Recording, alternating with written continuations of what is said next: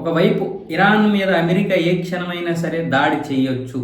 ఎందుకంటే ఇటువైపు నుంచి హిందూ మహాసముద్రం నుండి ఏమొచ్చేసి యుఎస్ఎస్ అబ్రహాం లింకన్, అలాగే అటు నుంచి ఏమొచ్చేసి WCR-135 కాన్స్టెంట్ ఫినిక్స్ అనే ఒక విమానం, అంటే అదే న్యూక్లియర్ స్నిఫర్. అంటే ఇది ఎక్కడైనా సరే రేడియో ధార్మికతను గుర్తించి ఏ దేశమైనా సరే అణుపరీక్షలు చేస్తుందేమో గుర్తిస్తుంది అనమాట.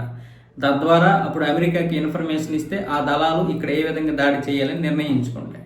ఆ విమానం కూడా ఇప్పుడు మిడిల్ ఈస్ట్కి బయలుదేరింది. అలాగే ఇప్పటికే 135A-BCలు అమెరికా నుంచి కూడా బయలుదేరి వాటి యొక్క స్థావరాల్లో అప్రమత్తంగా ఉన్నాయి. ఈ క్షణంలో ఎలాంటి దాడైనా జరగవచ్చు ఇరాన్లో అన్న విధంగా ఉన్నప్పుడు ఈ సమయంలో ఇప్పుడు అజిత్ దోవల్ గారికి దూతగా ఉన్నటువంటి, అంటే అజిత్ దోవల్ గారి అసిస్టెంట్ అయినటువంటి పవన్ కపూర్, ఈయన కూడా ఇప్పుడు నేషనల్ సెక్యూరిటీ ఏజెన్సీగా ఉన్నారు, అంటే డిప్యూటీ.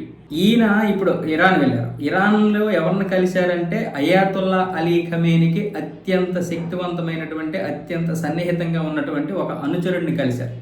ఆ అనుచరుడిని కలిసి మాట్లాడుతున్నారు. ఈ విషయం ఇజ్రాయెల్కి కూడా తెలుసు. ఇజ్రాయెల్కి కూడా అఫీషియల్గానే అజిత్ దోవల్ గారు సీక్రెట్గా పంపించినట్లు తెలుస్తోంది. అయితే ఎందుకు ఇక్కడికి వెళ్ళారు అంటే ఈ రెండు దేశాల మధ్య ఉద్రిక్తతలు ఆపడానికో, లేకపోతే ఏదైనా ఒప్పందం చేసుకోవడానికో, లేకపోతే ఏదైనా సైనిక చర్యని పసిగట్టడానికి దేనికోసం వెళ్ళారన్న విషయం అయితే తెలియలేదు. కానీ ఇప్పుడు ప్రస్తుతానికైతే ఆయన అక్కడే ఉన్నారు.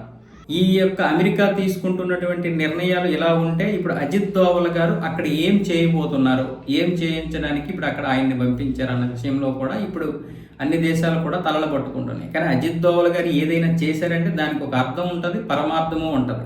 ఏది లేకుండా చేయరు. అలాగే ఇప్పుడు అయాతుల్లా అలీ ఖమేనీ ఇప్పటి వరకు ఎవరికీ తెలియకుండా టెహ్రాన్లో 2 నుంచి 3 బంకర్లలో రహస్యంగా దాక్కున్నటువంటి ఆయన కూడా ఇప్పుడు బయటకు వచ్చాడు.